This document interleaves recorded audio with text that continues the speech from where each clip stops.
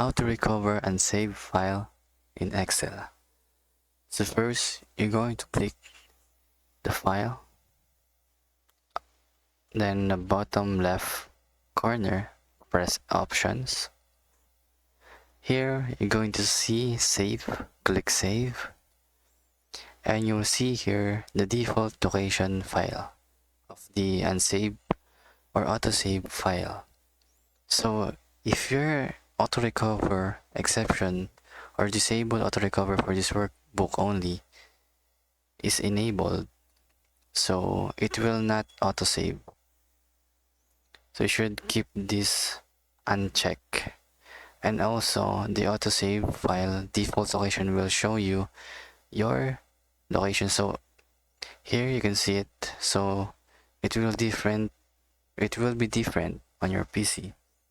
So here's the location of the unsaved file or recovery file. So that's pretty much it. Thank you.